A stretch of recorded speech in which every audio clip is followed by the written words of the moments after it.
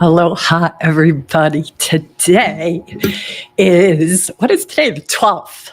And I am excited to do this live coaching with all of you today. I do these almost every Wednesday, and I do them as a service to traders because it's a hard profession and I love to coach. And this is my way of being able to be a contribution to this amazing community of very perseverant entrepreneurs. I see all traders as a true entrepreneur, which I have been for 18 years. So I may not be a trader, but I certainly know what it's like to be responsible for what you bring in the door. So I'm excited to be here and share whatever tools I have that I've used with traders over the years. And I would love to invite anybody who would like to have a hot seat that you just raise your hand and I will give you the link to how to come into this conversation. You also could ask a question on X or here in the restream itself. Now, this should be out there on X. It should be out there on YouTube, LinkedIn, Instagram. I'm pretty sure I see the questions for wherever they get posted, but you can always double check on X if you want to, or YouTube, because those definitely seem to be where most people watch this from. So you might be here for the first time, or you are still kind of trying to understand who I am, where do I come from. So I'm going to tell you a little bit about me. My name is Kim Ann Curtin, also known as the Wall Street Coach. I have been a coach for the past 18 years. And prior to that, I worked for almost 10 years in the finance world. Last position was at one of the largest hedge funds in the world. Sat right next to a trading desk, watched a lot of things and saw the pressure. And so 28 years now, 29 years or so in finance. 18 years, well, more than 18 years ago, probably 19, 20 years ago, while still at that hedge fund, I hired a coach, an executive coach, and the kind of style of coaching that she did, Kate Brodsky, shout out to you, Kate, was called coactive coaching. And it was life-changing for me, guys, truly life-changing. And I felt very called to become a coach trained in the same methodology that she was using on me in my coaching sessions. Long story short, I became certified by the ICF, the International Coaches Federation, which had approved of the curriculum I had gone through. And I began coaching very quickly. I just found myself having a lot of clients when I launched my business, which was really in 2006. So yeah, it's closer to almost 20 years. It just goes so fast. So long, lots to tell. But the bottom line is when I first started to coach, I really wasn't focusing on a specific cohort of people. I was sort of like, I'm going to coach whoever knocks on the door. But in the end, because of the '08 crisis, which happened a year and a half into me starting my business, I decided to focus on traders. I decided to focus on those in the finance world and the executives that I'd already come from. So that is where I initially began. And I wound up deciding to coach outside the New York Stock Exchange for a year from October 7th, 2008. And I did it for 1 year, about once a week, similar to this format. And I did it around lunchtime.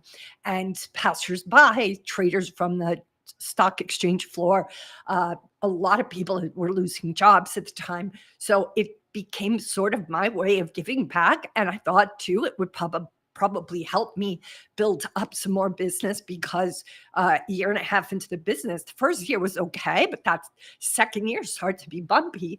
And it was, of course, due to the recession that was afoot. So for the past 18 years, I have been coaching and working with hedge funds, sovereign wealth funds. I've worked with a sovereign wealth fund, one particular one, probably for over 17 years now. I've worked with some of their top people, and I've also worked with prop firms and the leadership at prop firms. I've obviously worked with 7 and 8 figure traders who trade their own money. I've worked for mid and large cap executives, fintech CEOs. I've worked with a lot of clients over the past 18 years. And this is what I know I'm born to do. This is my bliss. I'm a huge fan of Joseph Campbell. He talks about following your bliss. And this is definitely my bliss. And that's part of why I do this. I do this almost every Wednesday as a way to try to, be a contribution. The tools that I've acquired are tools I had to acquire for myself. I had a very unusual childhood, and I needed to get a lot of tools to kind of heal from some of the traumas I had been through. All of those tools that I've collected since actually I was 10 years old, because it was at 10 years old that I actually asked for my first therapist, because I was like, ooh, I got to get me some tools. So I've been a collector of tools for emotional well-being since 10 years old. I'm also an avid reader. I got rid of my television set probably 30 years ago. So if you ever visit my house, you will not find a television. You will find countless books. I'm always reading books. I usually am reading multiple books at the same time, because I'd like to pick up a book I'm in the mood for at the end of a day. So sometimes, of course, it's nonfiction, it's self-help type books. Sometimes it's fiction. Sometimes it's poetry. Sometimes it's young adult fiction. Basically, any kind of book that turns me on, I will have in front of me. And I usually have a couple going right now. I'm reading two. I have a couple other books at home. I'm reading The Body Keeps the Score. I'm reading Children of the Black Glass, which is a young adult novel that's just fantastic. And I'm also reading Michael Platt's The Leader's Brain.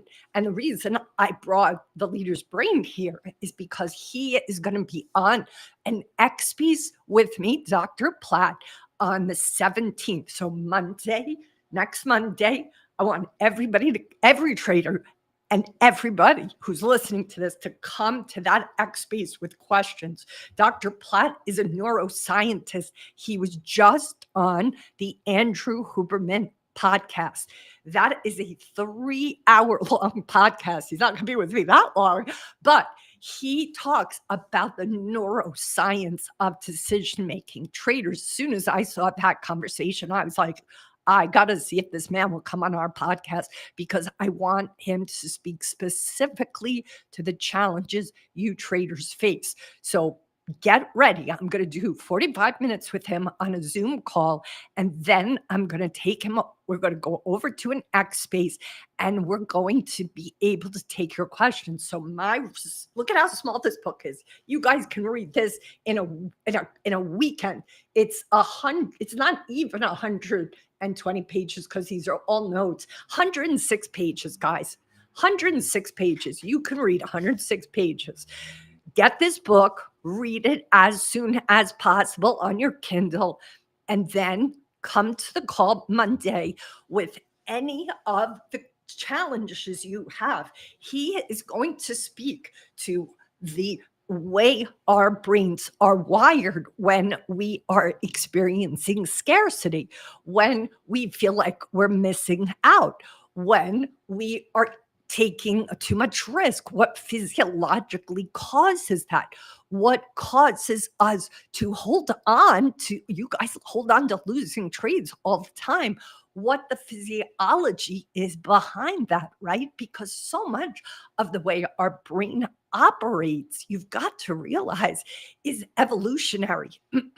Things that once served us in the wild don't serve us today. But we have to realize we're dealing with equipment that has been pre-designed based on thousands of years ago, not necessarily you today as a trader.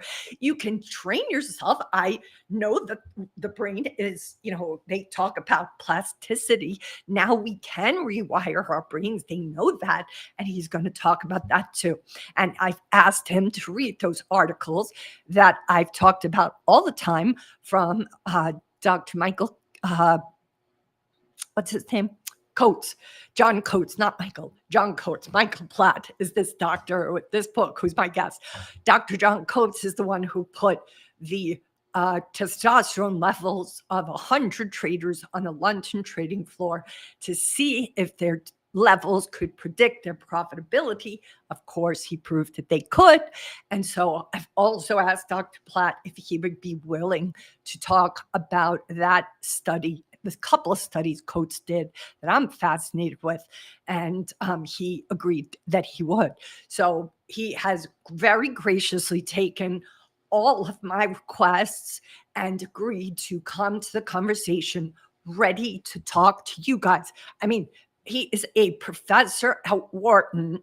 Like, you're not going to get this chance to talk to a leading neuroscientist except on this X-Space Monday. So please look at the book, watch or listen to the Huberman podcast, get your questions for all the places that you potentially feel stuck in your trading. Get them ready so that you can ask this incredible, brilliant neuroscientist how you can navigate what's already wired into you. Because if you don't work with the way your vehicle operates, you're going to be constantly swimming upstream. And I don't want to see that to happen all the time, because the costs, guys, can add up so furiously fast that it's possible it could kick you out of being able to be a trader. And I don't want that to happen. So let's get ahead of this. Start to come to terms with the fact that your neurology, the way your brain works, is ultimately going to have the final say. You cannot just willpower your way through what is in our physiology, in our neurology. We have to be able to understand how we tick, men, women, under certain circumstances, under certain stressors, for you to become the best version of yourself while you're in the middle of your trading. It just feels like the most brainer there is. Like, what's that saying? Common sense. It's just common sense, people. So, all right. Hi, Tina. Good to have you here. Do I have any volunteers today? Let me give you guys the invitation. I'm going to put this here in the Restream box, and then I'm going to also post it up on X. So anyway, please also follow Dr. Platt. Let me tell you Dr. Platt's handle. Let's see here. I was so excited. So the day Andrew dropped his podcast, which was a couple of, I think it was maybe 2 weeks ago. I'm looking. So Dr. Platt's handle on X is Michael Lewis PL1. Let me just give that to you guys. I'm going to put it in the handle. All right, let's see here. Restream.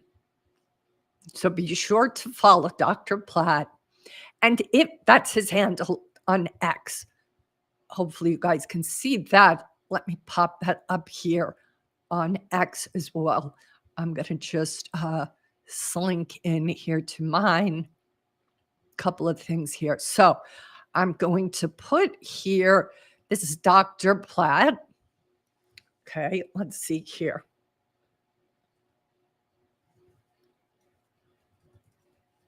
Next, okay, let's see here. Please follow.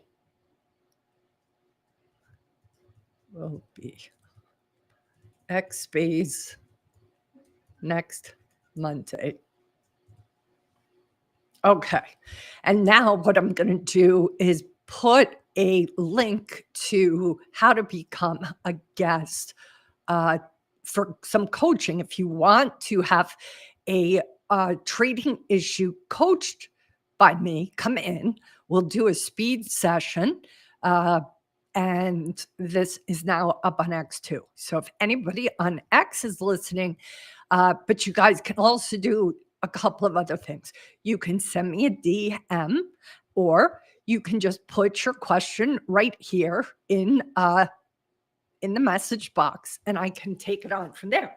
Last week, I think it was last week, we had at least two different people who spoke to different challenges as traders they have. I like to do it in person. I think it's a lot more effective. But if you're not in a situation where you can come on live, or you're feeling shy, then you can put your question in the comment section, and I'll keep an eye on X as well in case it's, sometimes people are watching this through X. You can always send me a private DM, and I will, take on your question. Ultimately, I wanted to talk a lot today about this book that Dr. Platt wrote, because I do feel there's so many things that he's talking about with regards to decision making that I don't know most traders are conscious of.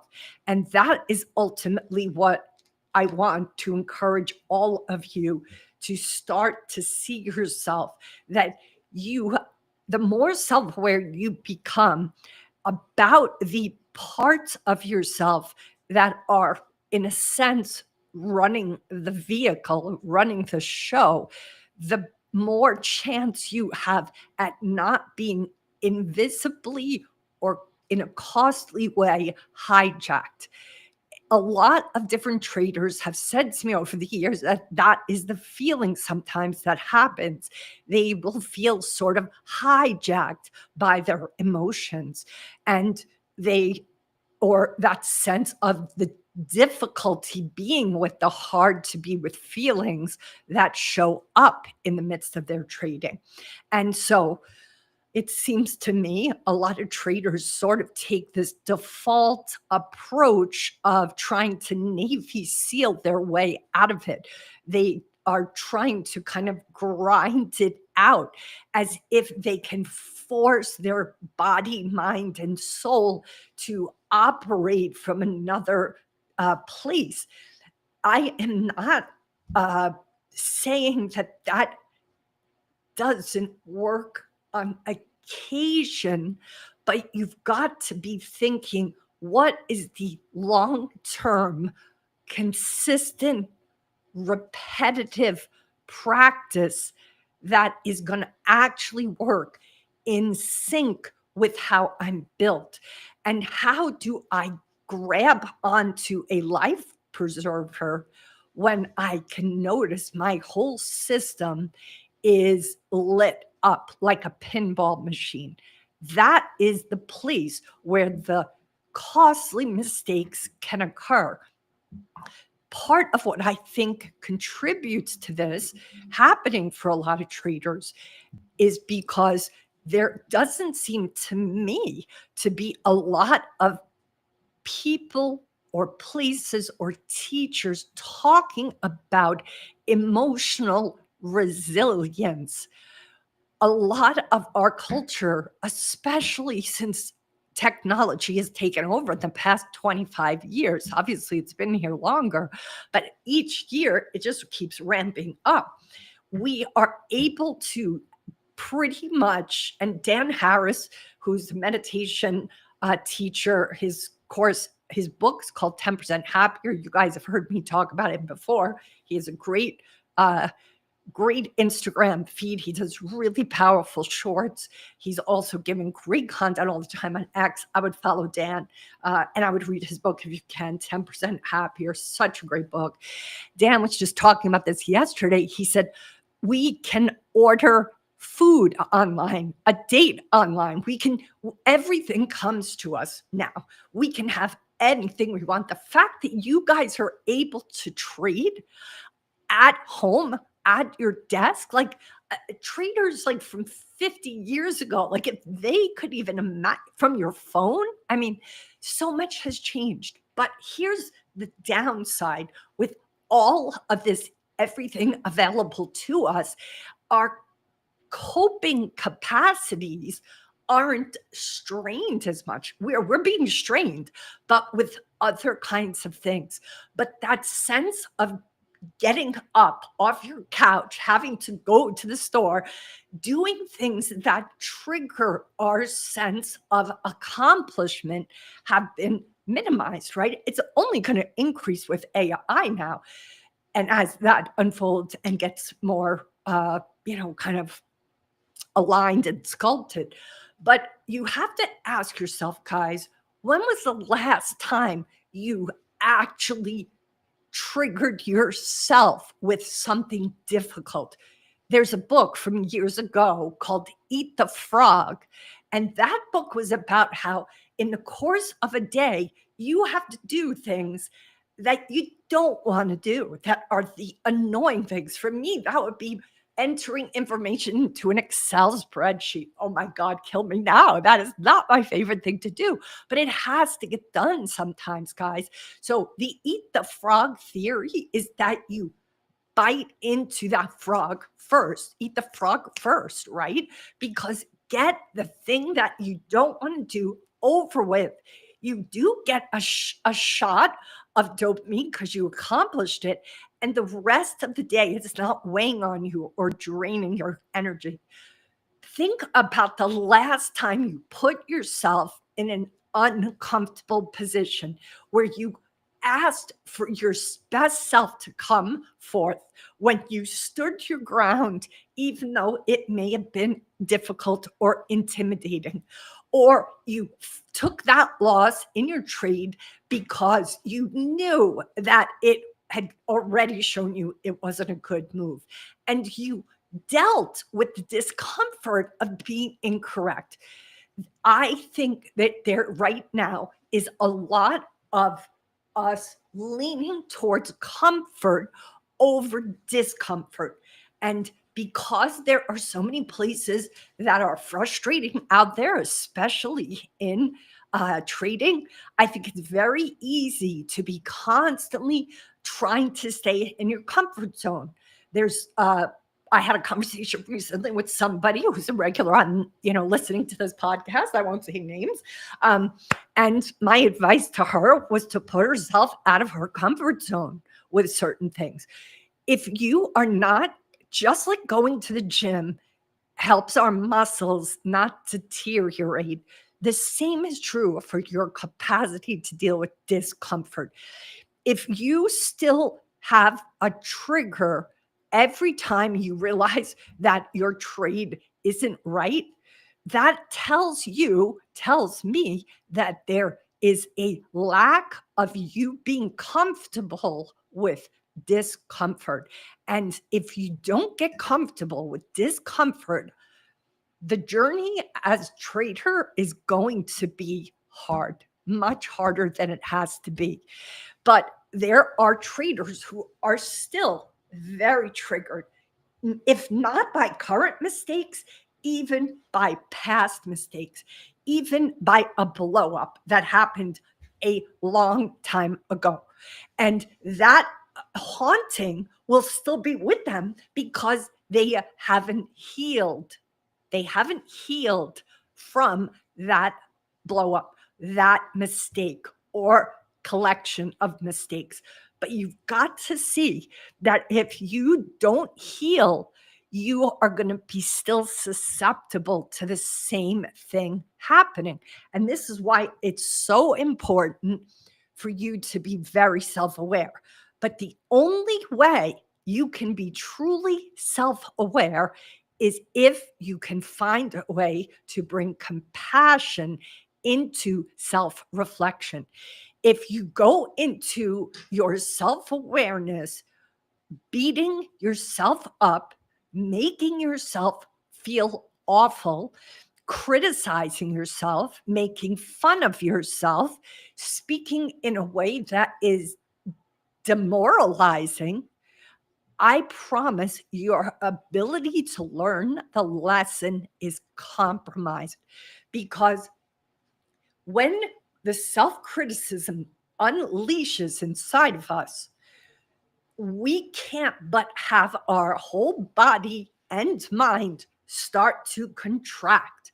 Because when we feel under threat, guys, that's what we do. That's a physiological response to danger as well. Shrink our whole self as tight and small as possible to avoid an incoming whatever.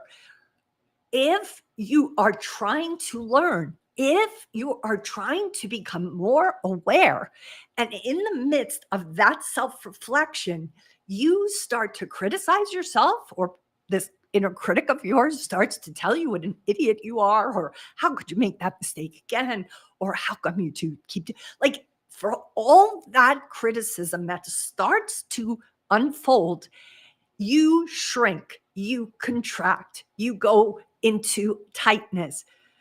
Your breath gets shallow. Your ability to cognitively understand what's happening is getting shrunk, right?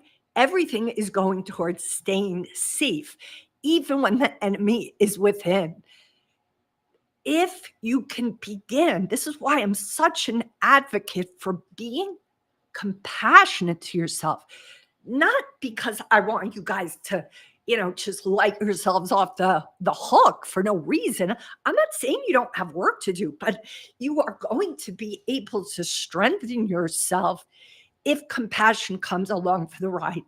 Compassion doesn't mean you're not going to tell yourself or face hard truths. You are.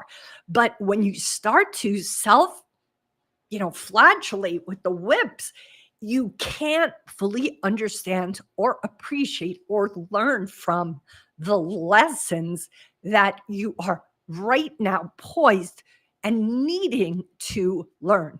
And this is why I want you to think about this, because if you can begin to start to look at yourself with a true sense of, oh, I see how I do that. You might get upset at first, you might be disappointed in yourself, but see if you can talk to yourself respectfully with a sense of neutrality. Even if you can't have the compassion right out of the gate, I am inviting you to consider using at a minimum neutrality, because then you can have a much better chance at being able to walk around this challenge, this mistake, no matter how often you've repeated it, like it's a piece of sculpture, like it's a mountain whose sides are all different. You want to be able to look at what you're doing, not with the question why, but with the question of what. What is going on for me? What is happening? What is triggered? What has me so angry? What has me so hurt? What is confusing to me? When you ask what questions instead of why questions, you are coming from curiosity and not judgment. But as soon as you start using why questions on yourself, you are going to go into a shrunken contraction, and you are cognitively not going to actually hear what or discover what you need to learn in the first place. And that is ultimately in service to you becoming a much more self-aware trader. The best traders are the traders that are self-aware. They know their buttons. They know their shortcomings. They know where their ego has a tendency to feel triggered. If you don't know these things about yourself, how are you going to be able to prepare for what happens in the market every day and how you are in response to it? Are you triggered? Do you react? And if you do, you got to drill into that and start to understand how that happens, because rarely do the things that you do in your trading that are costly, rarely are they only showing up just in your trading. They often are showing up in your life, in the other businesses you may or may not have had or have had. How we do one thing is how we do everything. So if you have a tendency to rush in your trading, you probably rush out on the streets. You probably speed all the time, right? You will find the things that you do in your day-to-day life, the things you maybe don't look at. Are you a person who gets to mail and doesn't want to look at the bills and throws it in the junk, little catch-all box that gets piled up? Or are you somebody who opens them right away and faces whatever the heck those bills say? Like, you want to look at how and where do you have certain places in your life that are not in order. And I will bet the farm that you will discover that those same things follow you into your trading. And the trading, if you come from the philosophical approach I do, that the market is happening for you, not to you, for you, then you could see it as an opportunity for you to up level, an opportunity for you to grow, an opportunity for you to cut all of the baggage that's holding you back, and your trading and your consistency and your profitability. All right. Clearly, I had a lot to say about that topic, didn't I? All right. So I'm going to pause for a second and encourage anybody who is wanting any kind of help around their trading. If what I'm talking about today resonates with you, you're going to see right now, I'm going to send you this link that allows you to book a complimentary call with me for us to just kind of dive into what you're struggling with and find out if what I do have by way of tools could serve you or not. So if you're thinking about coaching, if you've wondered about coaching and whether it could help you, then I encourage you to please click on that link, work with me. I just put it up on both platforms, and we can come together in a conversation and talk it out. And if I don't think that you're a match for what I have to offer, then I can happily refer you to another coach that I think would be a fit for you. All right. I don't see any questions so far. So I'm curious if anybody is interested in putting forward a question, a challenge, a struggle that you have. Or if you prefer, you can certainly come in and volunteer for some free coaching. It's up to you. So I do have a couple of other topics to talk about today, but I would much prefer to answer any questions that you guys have. So if of the 112 people that we have here, if anybody wants me to speak on, FOMO or cutting losses or how to become consistent, any topics at all, guys, just put the questions in either X or right here on Restream, wherever you're watching, because those questions then I can answer. And if you want your question to be private, you can do that. Just send me a DM and I'll see the question there. All right. So what was the other conversation I wanted to talk about? I wanted to also just encourage everybody to really realize, in addition to the neurology factor that we're going to talk with Dr. Platt about on Monday, the other things that I find very fascinating for traders is the importance of understanding your attachment style. What is attachment style? Attachment style is what gets developed with, most of all, are the woman who gave birth to us, our mother, and or sometimes for those who are given up for adoption, there is going to be some, disconnect because ultimately a child is wired, an infant, to bond with the biological mother. And this, of course, is caretakers in general, not just your mother, but the mother that birthed you is going to be the one who has the biggest effect with regards to your attachment style. And I advocate that traders who don't know what their predominant attachment style is find it out, because that too is driving you. And one of the things I wanted to speak to, which let me just see if I can get this up here, is that you have to realize that how you respond, how you react, so to speak, is going to inform your experience with your trading. So we're going to, there's a handful of attachment styles. Let me talk about secure attachment. Secure attachment, which we each have pieces of all of these styles, but secure attachment is obviously, or not so obvious, the most preferred attachment style to have. Now, everybody listening here, you will have secure attachment to some extent, because it's really hard to function in the world at all if you don't have any secure attachment. That is a healthy level of confidence in your ability to handle risk, any kind of risk, not necessarily trading risk, but of course it counts there too.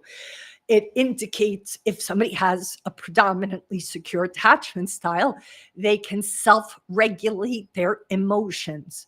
Now, if you find difficulty with self-regulating your emotions, it could be that you don't have a predominantly secure attachment style. The other quality that will show up with somebody who has predominantly secure attachment is a person who's open to learning and improving without their ego being very resistant or very scared or threatened or feeling judged. If any of that sounds familiar to you, then you've got to keep in mind it's possible that you have these other attachment styles beyond just secure attachment. And those I'm going to talk about now. One is called ambivalent attachment. That is going to be a trader who, for the most part, is over analyzing. That is a paralysis, by a paralysis by analysis, right? Hesitant to pull the trigger. Losses could feel often deeply personal, and that could lead to an emotional spiral. It also could be shown as seeking excessive confirmation before making a decision, not normal confirmation, not an appropriate checklist of making sure it's confirmed, but over and above what is into the land of being excessive. So that is one type. Ambivalent. Disorganized is another. That could be experienced as conflicting emotions, right? One moment you're very overconfident, maybe feeling like hubris and like, of course I'm right. I know I'm right. And then the next one filled with doubt. Oh my God, I'm so wrong. I don't know what I'm doing. Those both are very conflicting, and yet you can find yourself in either one at any time. Also, a person who has disorganized attachment is going to find themselves having emotional swings. And those emotional swings, like we talked about before, great overconfidence and then this sense of doubt, that can lead easily to self-sabotage, which is one of my specialties with the traders I work with. And that is showing up in impulsive exits and revenge trading. The market being unpredictable, which it's always going to be, guys, can trigger for those who have primarily disorganized attachment a feeling of chaos, and it triggers a sense of helplessness. Now, this is very important for traders to know about themselves, because that is going to impact the lens that you look through as you trade. You have to know, if you have a pair of glasses, have you ever put on like a friend's glasses instead of your own accidentally, and you're like, oh my God, I can't even see out of these things, right? Because their eyes need a different lens. The same is true for you guys. You got to realize that your attachment style is a lens in which you view your trading and the whole world for that matter. And then the fourth one I want to speak about is avoidant attachment. Avoidant attachment is being too detached from any emotions, a unwillingness to look at mistakes. That could be a trader that doesn't keep a journal because they don't want to look at their mistakes. Losses for traders who have a primarily avoidant attachment style might find that they push their losses away. They don't want to think about it. They don't want to talk about it. They don't want to even be with it. That leads to a sense of denial rather than a learning, right? And they likely will be traders that struggle to ask for help or be willing to collaborate with other traders. So you can imagine that these styles of attachment are absolutely going to impact how you view the market, how you cope when things get challenging, and or just doing what the market does. So I hope that's, eye-opening to you all. And what I would like to encourage is that you guys really seriously consider doing your attachment style assessment. Diane Poole Heller is one of the therapists I did work with myself over 20, I don't know, 15 years ago. Her work was profound for me. She has a book, Diane Poole Heller, that's called Attachment Style. And she also has an assessment, a free assessment on her website. If you just look up Diane Poole Heller, it'll come up and you can take that assessment. It'll take you like 5 minutes to do. And then you'll get what your styles are. And then if you want to talk about it, and you are thinking about working with a coach or have some questions about whether that's something you would want to address in your coaching with me, then work with me. Click that link that I just posted up, and you can bring your attachment style results to that conversation. This is very important. And also, what's important to know about your attachment style is that it's not set in stone. When you know what your attachment style is, you're going to have secure attachment, but these others are going to come up in percentages, like it's a pie, right? How much of avoidant are you? How much of insecure are you? But the key is not to be, demoralized when you find it out, but it begins to help you walk through what your day-to-day looks like in a much more stabilized way. When you know that you haven't had a good night's sleep, you probably are aware that you're not going to be at your best that day. So you kind of keep that in mind as you're going through your day. You're like, well, I didn't really sleep last night, so I'm probably not at my, top best. The same is true for being self-aware, knowing your attachment styles. You're like, ooh, I do have a tendency to not ask for help. I do have a tendency to not feel comfortable looking at my losses. Isn't that fascinating? I have to find a way to strengthen my discomfort when I've made losses and look at them. Because if that is my attachment style, Kim, then I'm going to definitely try to avoid doing this. And what you can do is with baby steps, begin to put yourself into a place that's not going to feel comfortable. But if you try to force a square peg into a round hole, it's not going to go well, guys. The key is learning how to do this so that you can begin to come in with this neutrality of like, wow, yeah, that really resonated with me, what Kim just read about those different styles. If you know that is your style, then there are specific things you can work on. I'll talk about a couple of them right now if you want, because I think it hopefully helps. So If you have an ambivalent attachment style, which again is somebody maybe who overly analyzes, somebody who is hesitant to pull the trigger, the losses feel particularly personal, and or you experience a lot of emotional spirals, then and or seek excessive confirmation before making a decision, then what you want to work on is being willing to set hard decision making rules to prevent analysis paralysis, right? You can do this, guys, before your trading day. Practice also, if you have this is ambivalent, we're talking about now, practice letting go. Journal how you felt after executing a trade without attachment to the outcome. See if you can get better at that. See if you can increase your tolerance, your comfort with that.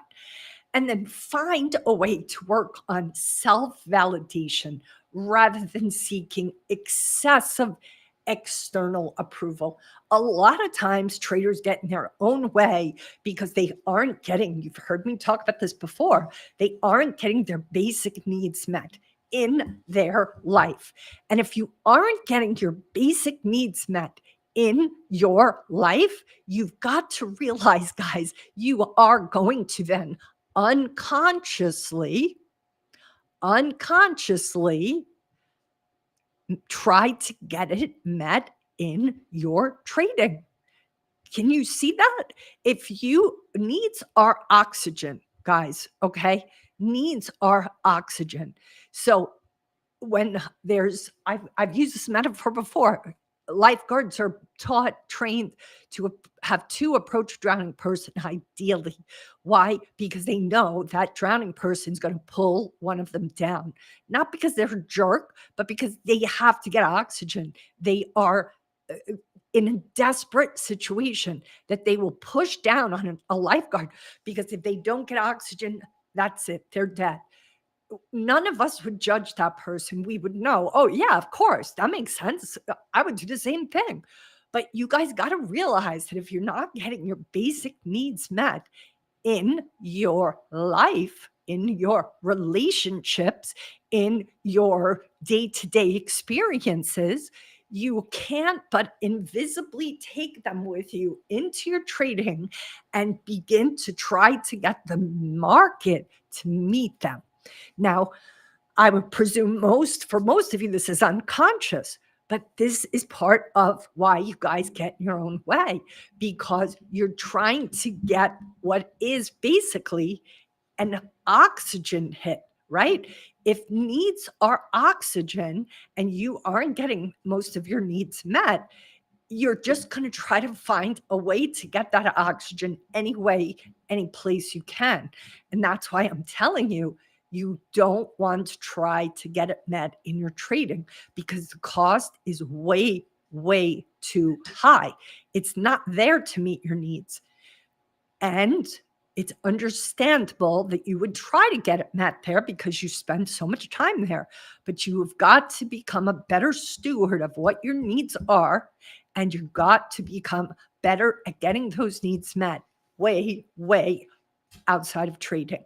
Because if you're trying to get them met in your trading, there is no doubt in my mind you are leaving a lot of money behind, because you are not really wanting to try to get your needs met in that forum. But it's very important that you take a look at that, because that is often where traders will seek self-validation, seek respect or self-respect. It's in their trading. And it is a dangerous place to try to get that need met or that itch scratched. It's going to cost you guys. All right. If you do that assessment and you come out with predominantly disorganized attachment, that means conflicting emotions, one moment overconfident, the next filled with doubt. If you have these emotional swings that lead to self-sabotage, like impulsive exits or revenge trading, if the market's unpredictability makes you feel like it's too chaotic and you get triggered with a sense of being helpless, then it's possible disorganized attachment is what you're in the midst of navigating for yourself. And here are things you can work on. You can develop structured routines that give you a sense of safety and control. There is no safety and control in the markets. You have to, that's why it's so important for you to follow your rules and set them. But having structure in places that can give safety and control, yes, risk management, of course, but I'm talking about the end of the day, nobody can control the market, and you have to be vigilant in your safety there. But if you have safety outside of your trading, if you have control outside of your trading, structured routines, that will lend itself to you feeling secure in general, which means it helps you when you come into your trading. This is a small example of what that could look like. And this is something I do definitely for myself, for me to have that sense of safety and control. I need to have my house, my workspace, my office clean, no clutter. At the end of the day, even if I'm tired, I will put things in their place. Before I go to sleep, it makes me feel more in control. It makes me feel more safe. I will wash the dishes. I don't have a dishwasher. I will wash the dishes, and having those dishes done when I wake up in the morning gives me a sense of safety and control. For me, if I have clutter, if I have messes, if I have things out of whack, or blouses at the end of the blouse, if the blouse is still clean, I'll hang it on a hanger. But I don't want to look at that for 2 days on a hanger, so it's airing out. So I will put things in their place. That is an example of a structured routine. Jordan Peterson, he always talks about guys that are struggling with where to begin, and he talks about making your bed every day. I make my bed every day, whether I'm working from home, whether I'm going to be back in 2 hours. I make my bed on the weekends, guys, because for me, that structure makes me feel safe, makes me feel in control. So it's something I do for myself. If you are coming to a trading desk that's messy or unorganized, if the space your trading desk is in is messy, unorganized, leaves you feeling distracted or confused or not sure where you put your glasses, or you're this or you're that, all of that is not going to help you if you're somebody with disorganized attachment. So it's more likely that that is all around you if you are disorganized. So know this. The other thing that's very helpful for those with disorganized attachment style is grounding techniques. This is breath work. This is meditation. This is putting rituals in place prior to trading that allow you to reduce the emotional whiplash you're about to potentially endure. And I would say, especially for those who have this one, it is a really good idea for you to have a trusted coach or an accountability partner to kind of help rewire the unconscious patterns that you're in the midst of, because it is very tricky to do it by yourself. We often need to have a witness to our self development, to the places we get in our own way. We can't really coach ourselves. Even when you have a good friend who's listening to you and holding space and not trying to just give you advice willy-nilly, that person, you will hear yourself sometimes for the first time. You will be like, oh my God, did I just say that? Do I believe that? What the heck? It's so shocking sometimes to hear what you actually believe, what you actually think, because often we don't even hear the self-talk we're enduring. So people who do this assessment and do identify more so with that disorganized, it is really important for you to be conscious of that. All right. So what else did I want to say? I wanted to speak about the last of the attachment styles, which is avoidant attachment. So an avoidant attachment style looks like this: completely detaching way too much from emotions, avoiding probably reviewing mistakes that you've made. Avoidant attachment will often Losses may trigger a push it away response, leading to denial rather than learning, right? Avoidant attachment style could also make you struggle with asking for help or wanting to collaborate with other traders. You will likely be a much more isolated trader, and you won't really, you know, reach out and get support or share. Even if you are in Discord room or with a trading mentor, you probably won't be the one who's asking questions all the time. You're waiting for other people to ask those questions so you don't have to. So what you could work on, if you have an avoidant attachment style as a trader, you could just learn how to slowly, not like full throttle, guys. You don't go from neutral to fifth gear. You have to work your way into it. Lean into reviewing losses instead of avoiding them. That data is feedback, not failure. But an avoidant attachment style will see it as a failure. You have to learn how to rewire your brain and see it not as failure, but as feedback. Okay. If you have primarily or strong avoidant attachment, you want to find a way to engage with a trading community. Being part of a group is going to be good for you. It counteracts your isolation tendencies, and that is not going to serve you as a trader.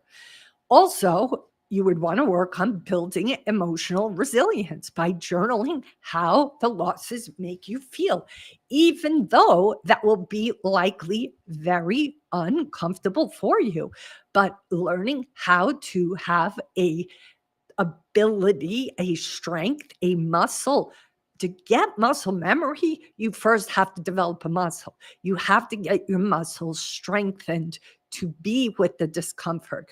Now, for anybody who has that attachment style, you are going to be really triggered more than somebody else with a different attachment style.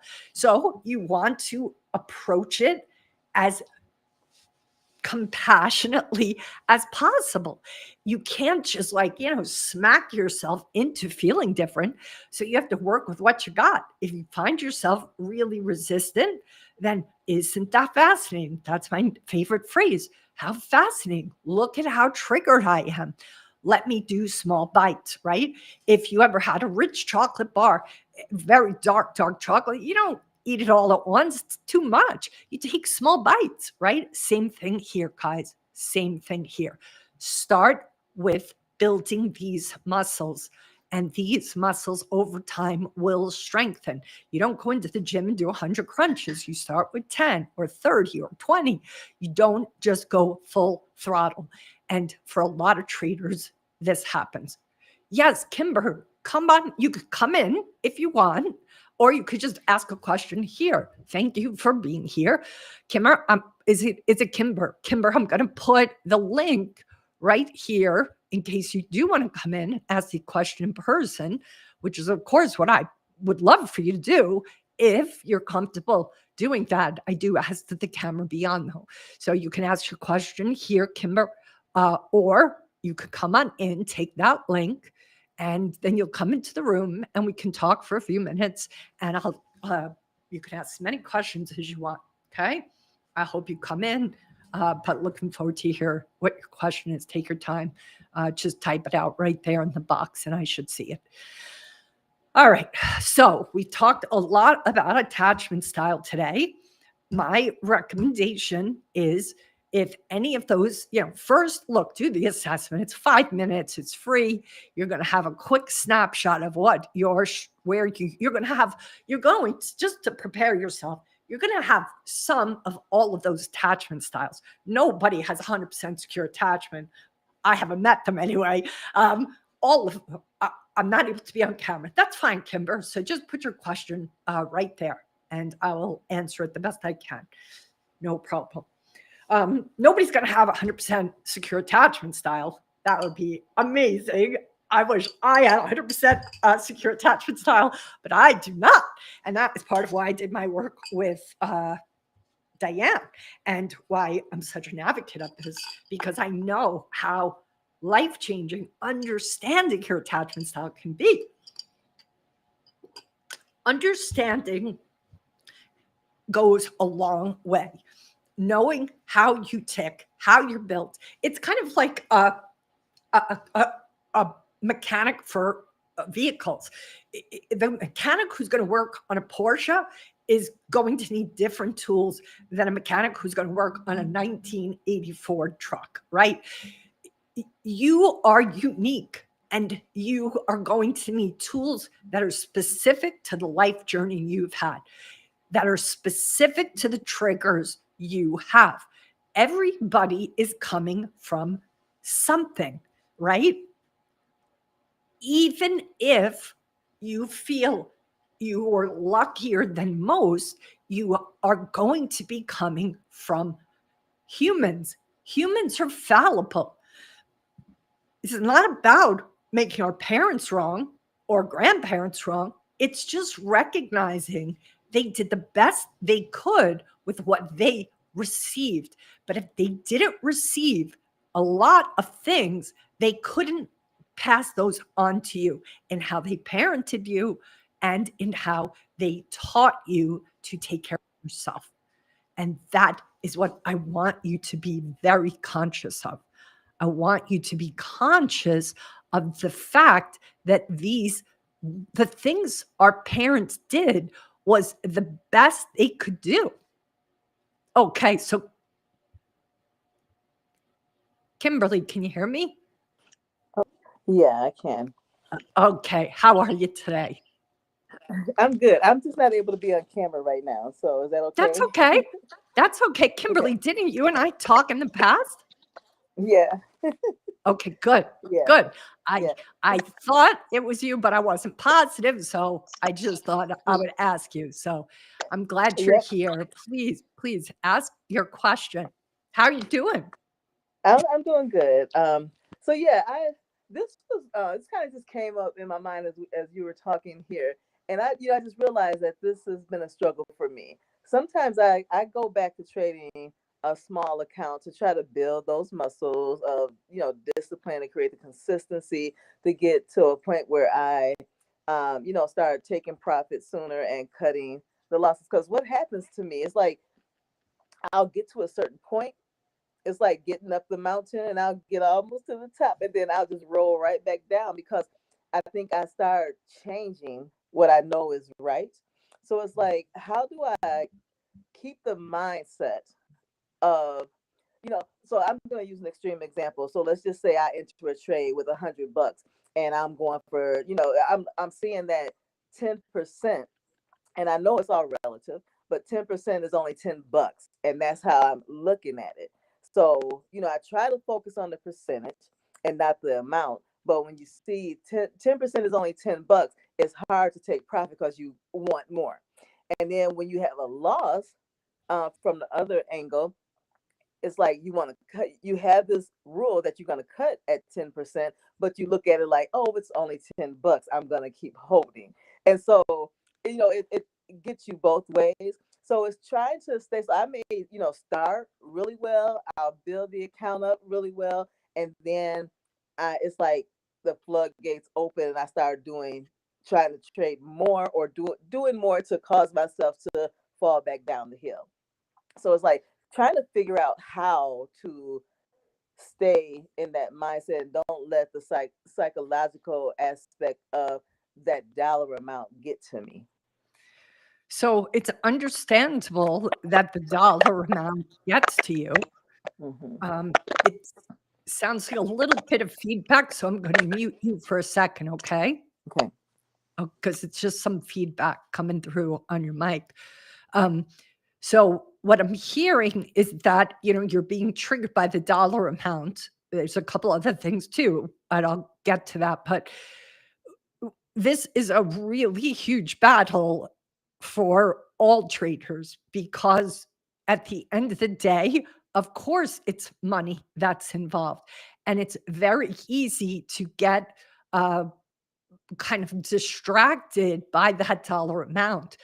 And let me say this, it's of critical importance that your decisions are not being informed by the dollar amount, but by the power or lack thereof of your strategy. So it sounds to me as if possibly there is a lack of a proven strategy in the first place. Does that ring true? You're Yes. unmuted, Yes. Kimberly. Yeah, Okay. that probably is a big part of it. There's some, there's a strategy, but I think I'm not sticking to it Kimberly, well. Kimberly, I have to mute you because the static is so loud that it's crossing over what you're saying. So I'm not sure what's causing the static. See if you can adjust it. Okay, maybe just come back in, Kimberly, and you'll have a better connection. So, but I was hearing you say right before the static got really loud, was that is possibly the case. So, what I would say is this making the money and then losing it also feels like that is because the strategy possibly hasn't been tested enough.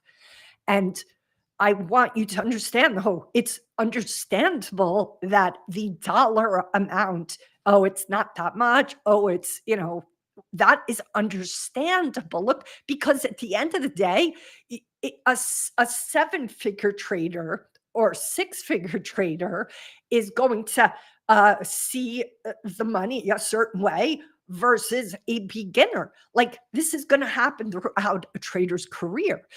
And you want to focus first on your strategy. Is this strategy proven? Does it work consistently, regardless of? That's why you have to do so much work before you put your money where your mouth is. And even then, you have to be incredibly disciplined and determined to stay with what is an appropriate risk. And that has to be determined by you based on a lot of factors. But risk management has to be hand in hand with a proven strategy. So, just to put those two things as the foundational pieces, when traders, especially new traders, like, and I'm going to say new is under 5 or 10 years, right? You want to realize that you are in it for the ability to stay true to your strategy and to manage your risk. That is the critical kind of rules of engagement that you have to agree to every time you come to trade. Yes, of course, every trader is there to make money. But if money is what is influencing you, then you are really potentially going to be compromised because you really want to be looking at the end of the day. And I think Peter Brandt said this the best. He said there are going to be bad trades and there are going to be losing trades. And every trader wants, he didn't say this part, I'm adding this part. I want to say every trader needs to get comfortable with losing trades because it just, Mike Bellafiore says this in his book, One Good Trade. I'm looking to see if it's on my bookshelf. I think it's on my bookshelf by the window. If you are consistently taking one good trade, that's his wording, you can't but help be profitable over time. The concept of what Peter Brandt is saying is that losing trades are part of being a trader. Losing trades are part of being a trader. Not sometimes, but like 40, 50, 60% of the time, if not more. But a losing trade is not the same thing as a bad trade. it sounds like, and of course, Kim, you got cut off, so I can't hear the rest of what you're going to say. Oh, I forgot to open up the questions. Here you are. Here you are. This makes sense. I think I stopped sticking to the strategy. So, Kim, that makes so much sense. So it's possible you do stop sticking to the strategy. You said, here, I'm an overthinker and I will fall into the trap of analyzing the analysis that I've already done. I tend to do that when I've reached a target to take profit or cut the loss. Excellent of observation of yourself. Excellent job at seeing that you have this pattern. First, Kim, I want to acknowledge you for that. Being able to see that is key. So good job, you. So what is interesting is if you have a proven strategy and you have the evidence that it's working, and then you start to adjust it only after you have reached what your target was, then that is something that indicates some possible sense of discomfort with things going well. And that lends itself to the attachment styles we just talked about. So if you haven't done your attachment style, do that, Kim. Find out what it is and see if some of what I've said today resonates with you based on what your predominant style is. Again, all of us usually have all four in different percentages. But I would say right now, if you, the next time this happens and you notice, right? The key is noticing before it takes you over. Oh, look at me. I'm overthinking and I am now rearranging and doubting this particular strategy in this setting. You've got to start to be like a private investigator. I want you to observe a few things. What is the amount? What is the level of things are going well that it triggers you? Is it this much? Is it that much? Is it this much success for this many days, weeks, hours, whatever? And then I want you to start to ask yourself, what is being triggered? Do you feel uncomfortable? Do you feel scared? Do you feel not like you have a right to be there? Like there is a bunch of feelings that are possibly happening. Even the overthinking, that overthinking comes when we aren't feeling safe, when we feel like we need to protect ourselves. What is triggering for you that feeling of needing to protect yourself? Could be because having success is unfamiliar to you, right? Whenever any of us have gone through trauma, or whenever any of us in our childhood had to be hyper vigilant, I had to be hyper vigilant all through my childhood, like very young. I was very young and I had to be hyper vigilant of the household I was in, my family of origin. I had to get very good at sussing out the moods in the house to keep safe. Now, here's the downside of that. If I am put in any environment, I'm going to probably be picking up on incredible subtleties that other people who didn't have that childhood don't even notice. Did you notice it seems like the waitress is harried and not in a good mood? No, I didn't notice that, Kim. But I noticed it because I had to be so vigilant as a kid. But here's the downside with this, Kim, and I want you to inquire if this could be part of what your experience is. It also means being with things going well, being with success, being with joy, being with ease is so unfamiliar that it can scare the bejesus out of us, because anytime somebody's coming from trauma and things are going well, this is what happens.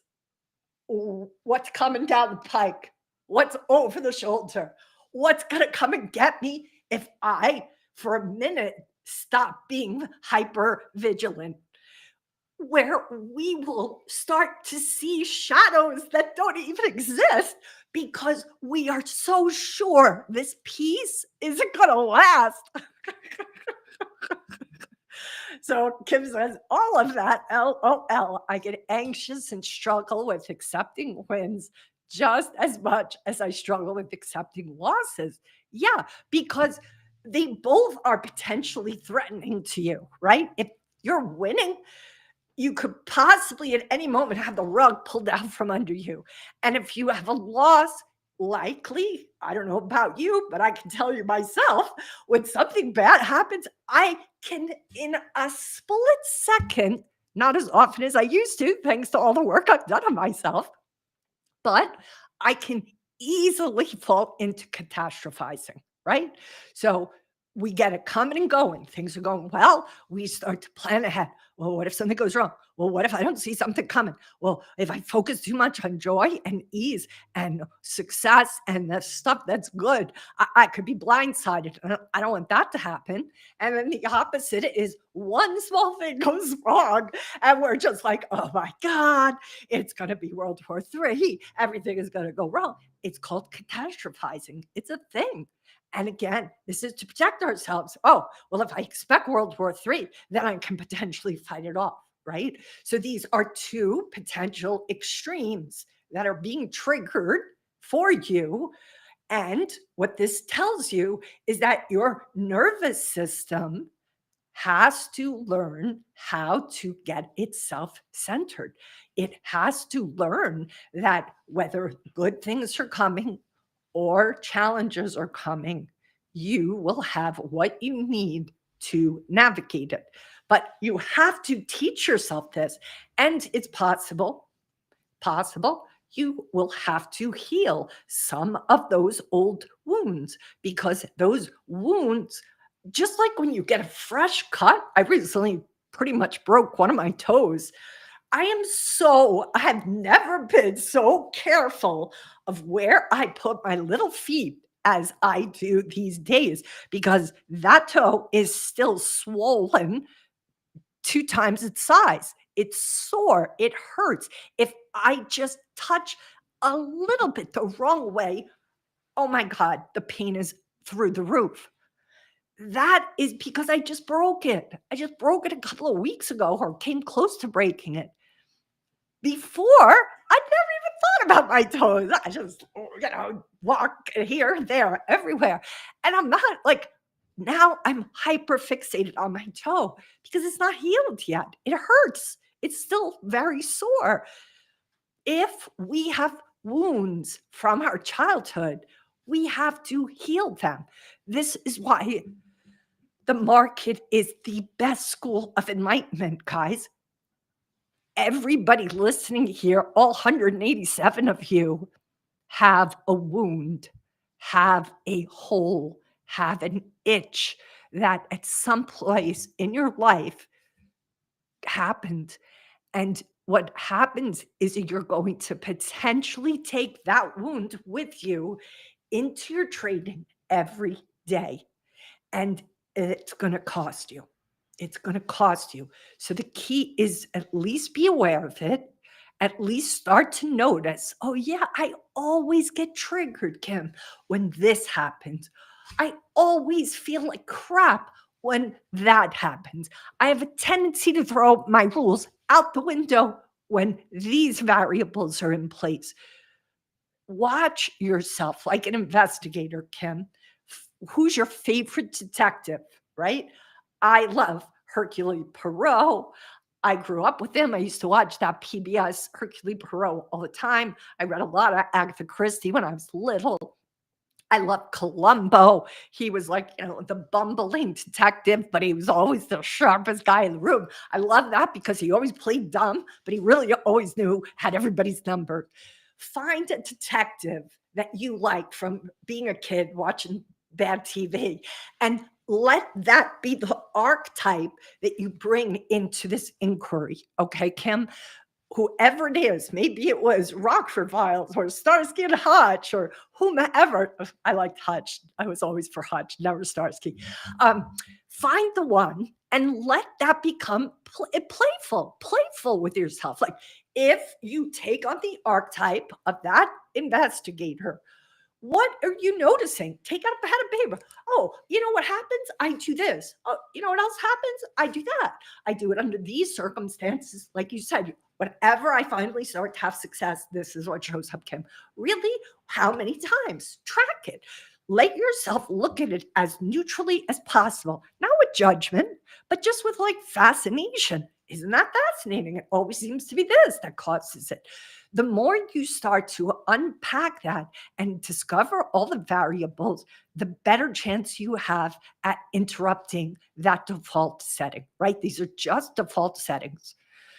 So Kim says this goes beyond my initial question. I did every bit of this and more. Excellent. I'm so glad.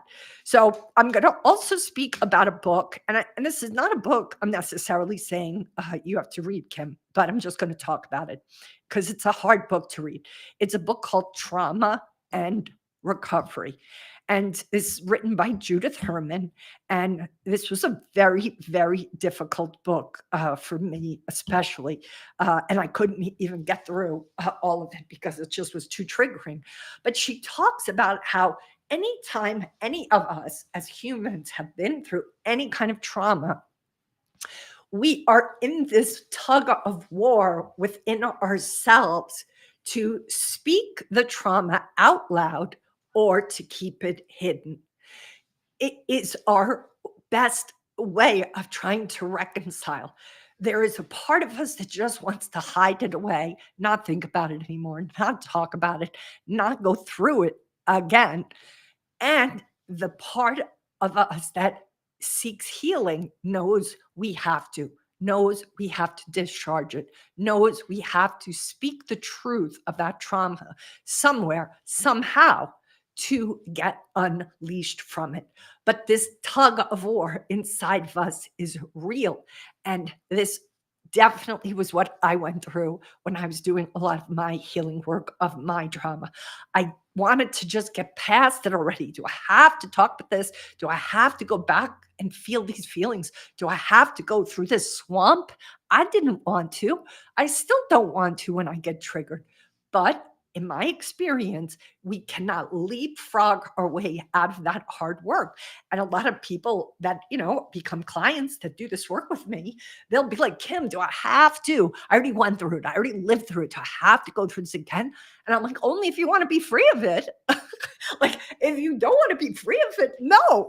But if you do want to be free of it, you are going to have to finally look at that wound and let it be addressed. And that often means letting the feelings and emotions come up and out. And those emotions, guys, if we don't let them learn again how to do this, there's ways we have to do this. It's not like you could, that's why I talk so much about the books and the different teachers I've worked with. And obviously my willingness to do this work with you guys.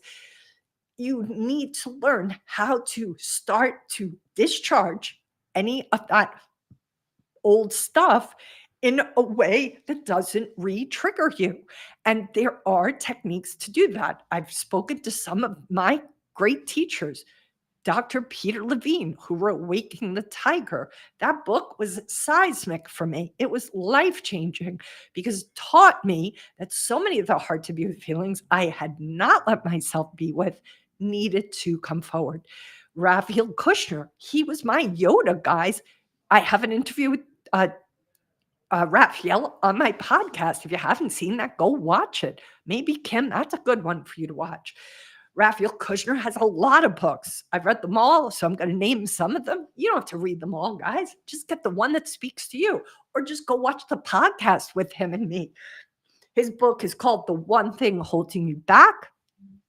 He has another book called Setting Your Heart on Fire. He has another book called, what is his other book called? I'm blanking on it right now. That's a good start, those two. Who else can I speak to with regard to Van der Kolk, whose book is The Body Keeps the Score. Gabor Mate, he has a documentary, highly, highly recommended, called The Wisdom of Trauma. I think it's $5 to rent, $10 to purchase. Watch that, Kim. That is a life-changing movie. The Wisdom of Trauma. He's talking about how our trauma, if it isn't healed, is going to out itself in potentially very costly ways. It's a profound movie, documentary. His work is really quite something. Gabor Mate also has a book called In the Realm of Hungry Ghosts, which talks specifically about how often addiction is simply an indicator of a person not having any other tools but the item that they use to numb, to cope. And his advocacy is that our relationship, as at least the United States as a nation, has a lot of discomfort with being with the trauma any of us have gone through. And the best cope we have is to numb. And that's where addiction comes from. And look, guys, you got to know that there is a lot of traders who trade to numb.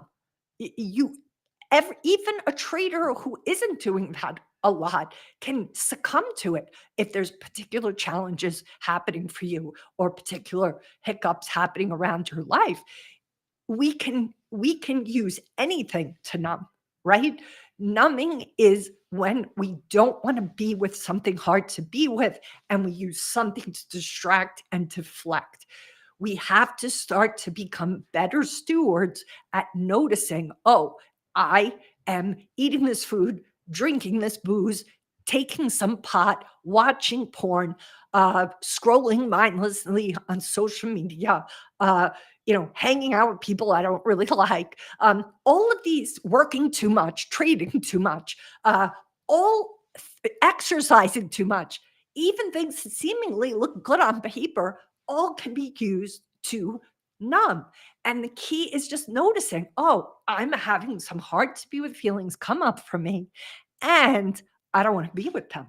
Now, you don't necessarily have to always be with them, but you've got to realize if you never are being with them, where do you think they go, guys? They go deeper, but they are in your body. They sit in your body, waiting to be expressed. Gabor Mate's other book is called The Myth of Normal. He talks at length about the physicality and illness and disease that so often you can track back also to trauma that didn't get addressed, that didn't get healed, that will manifest itself because it's been ignored for decades on end. And that book too, it's a big one.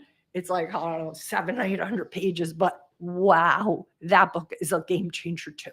Now, again, guys, I read a lot. I love to read. You don't have to read all these books, but in the midst of all the books I just mentioned, in the midst of the documentary and the podcast I just mentioned, just go watch one of them. You don't have to read these books. I've read them for you.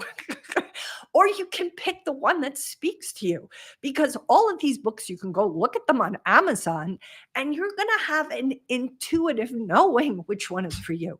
You're going to have a sense, yeah, this is the one. That one she said before. I think that's the book I have to be with. You got to realize that however we are operating, right? We have an operating system, so to speak, right? Just like our iPhone does. But you got to realize, if you haven't really done work on yourself, if you haven't up leveled your operating system in a long time, then it's probably safe to say you have an older operating system.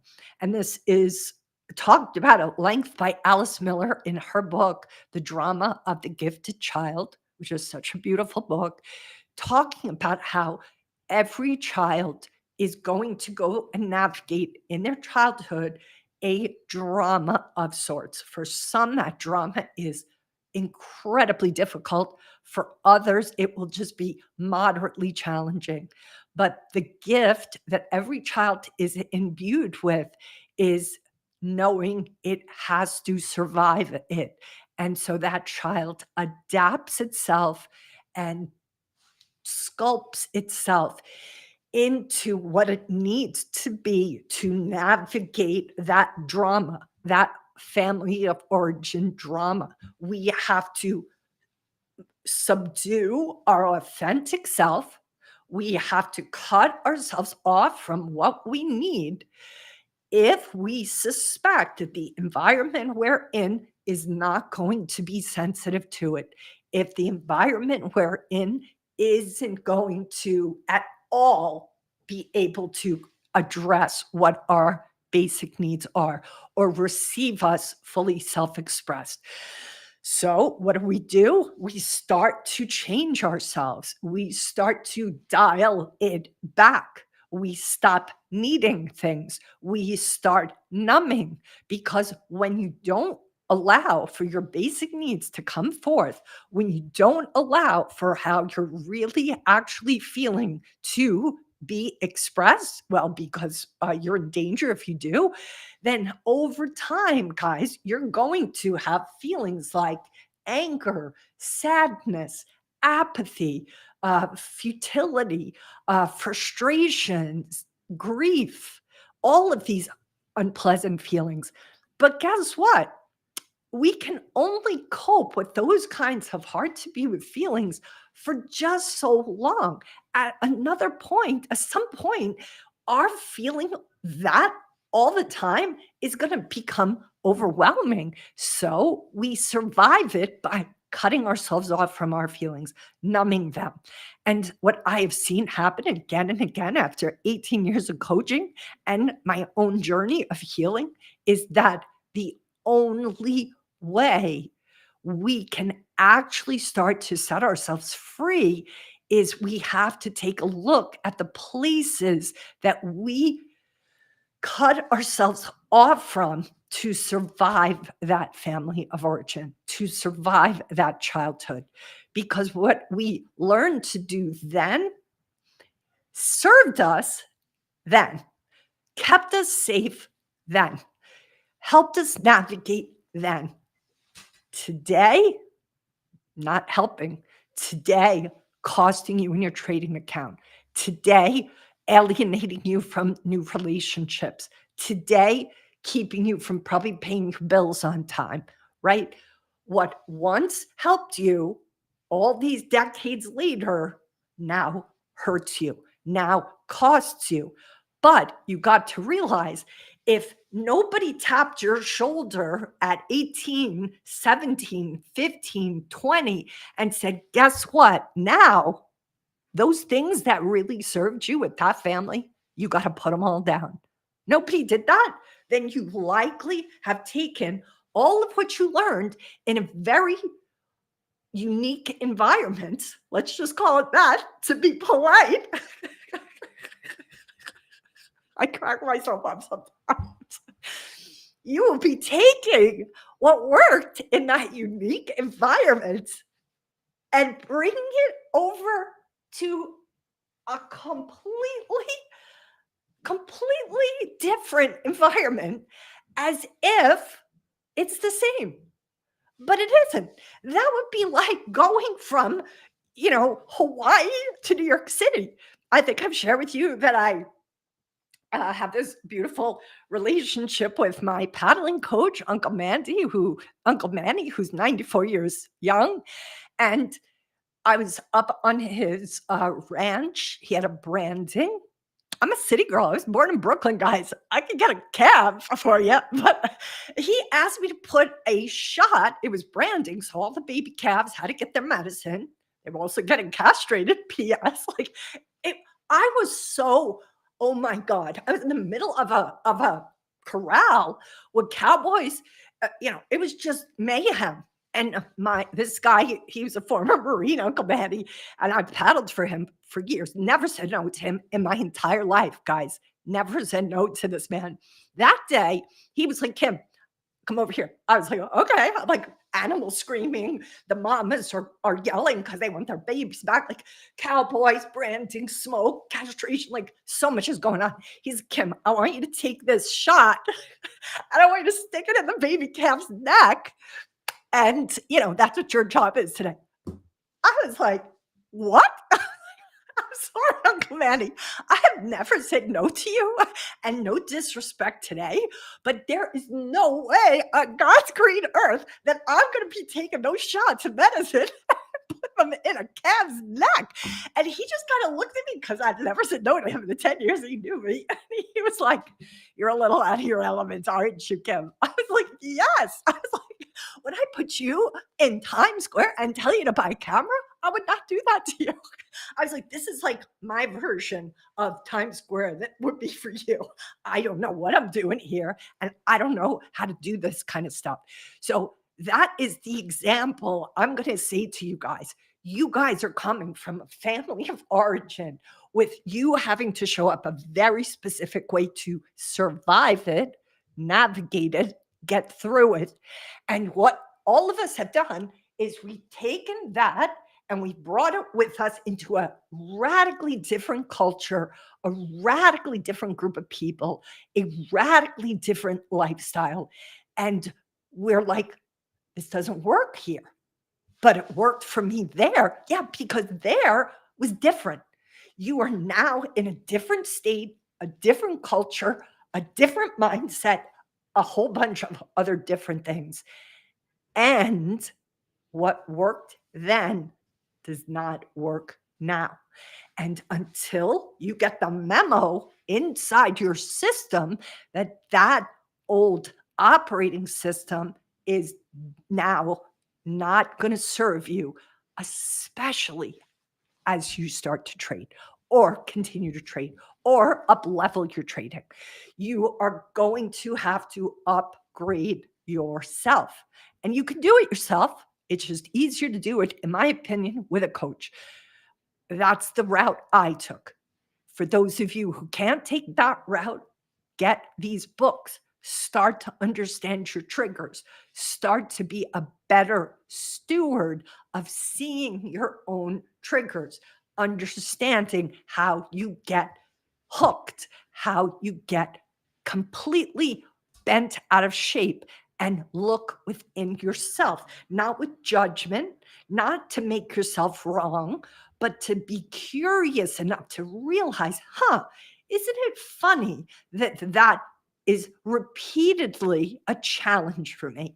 That is how you begin to move yourself into awareness. And once you guys have awareness, once you see things about yourself, once you start to notice how you get triggered, you are so much closer to being able to actually rewire yourself and shift it around, heal yourself, and move yourself into a place where, as we were talking with Kim before, that central nervous system can start to heal and can start to be taken care of by you, the adult. When we're kids, guys, we can't self-soothe by ourselves to ourselves.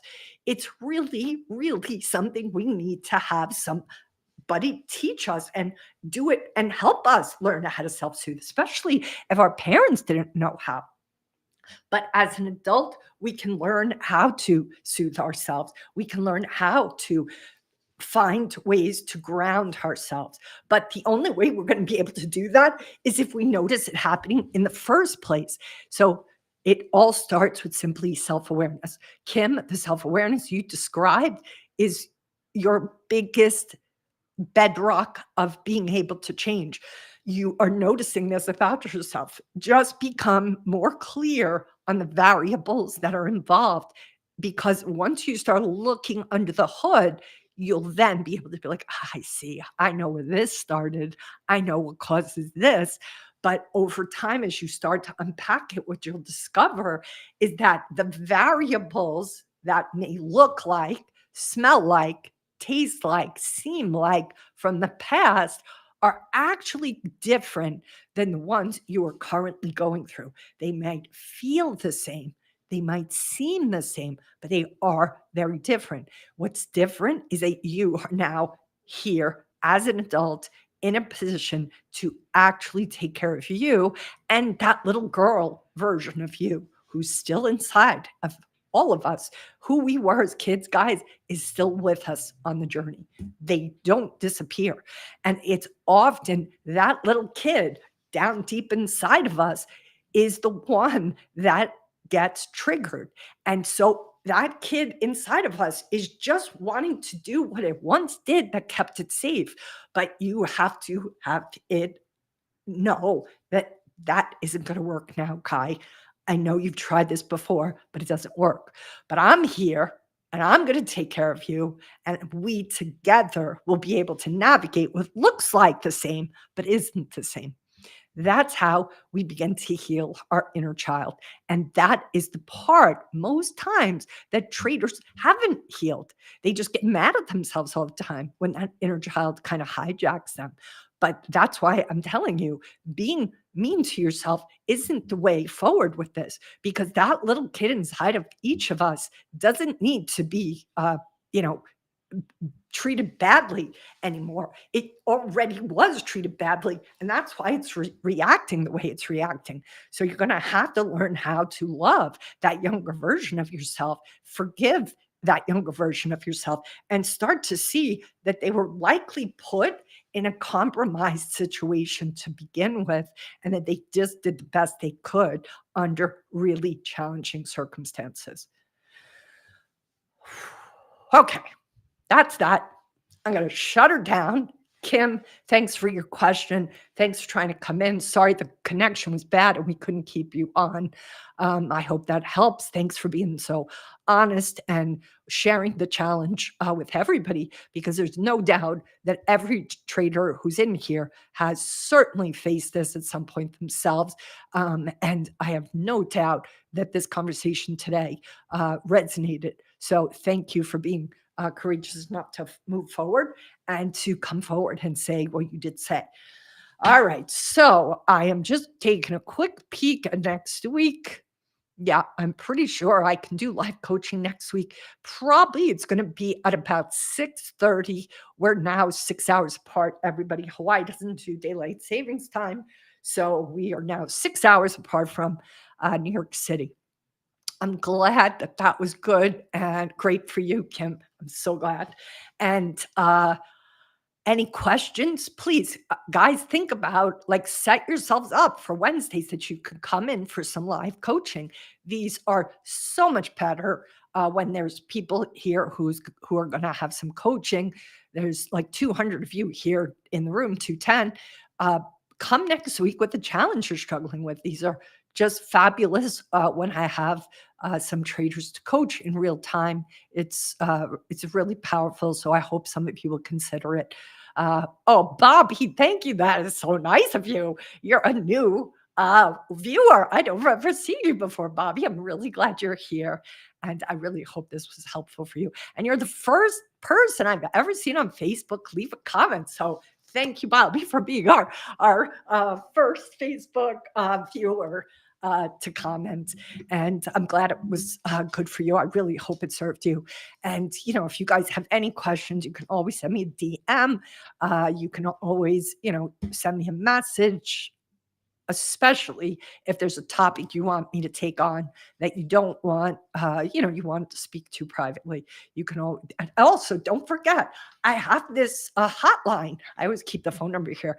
So you guys can also call my trader event. I have a trader event hotline. You can call this number 646-828-7736. And you can leave on the voicemail your trading challenge. You can celebrate a win there if you want. You can cry over a loss. You can ask a question there that you want me to take on Wednesdays. Kim, this is my issue. How do I deal with this? How do I deal with that? Leave the voicemail. You don't have to leave your name. And then I will take that voice message and I will play it for everybody to hear. And then I will coach you and your question live when I come to do this next Wednesday. Okay. All right. It was good to be here. I do these almost every Wednesday Eastern time, usually in the early evening, Eastern time. I'm in Hawaii, so I'm 6 hours behind East Coast time now. And what I do is I bring a couple of topics that I think would be appropriate and helpful for traders. And of course, I take traders in who either volunteer for a hot seat before the day begins or in the moment say, I want to have some coaching, Kim. So bring your trading challenge to these conversations. Come in for live coaching. We have a great community. Tina, thank you. Thank you for being here. Very supportive community. Everybody here is very encouraging, especially to one another, because I can promise you, whatever you're dealing with, you are not the only one. Most times we think, oh, I must be the only one who's struggling with this. Not true, guys. Not true. The key is to realize you're not alone and to get the tools to cope with it. That's all we need, guys. We get the right tools, magic can happen. But you don't get the right tools, it just is a slog fest. It's just a slog fest, and I don't want that. I know how powerful these tools are because they changed my life.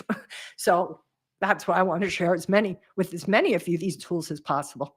All right, I'm going to end the stream, and I'm sending all good vibes to you guys. Be careful out there. It's been just quite an interesting market.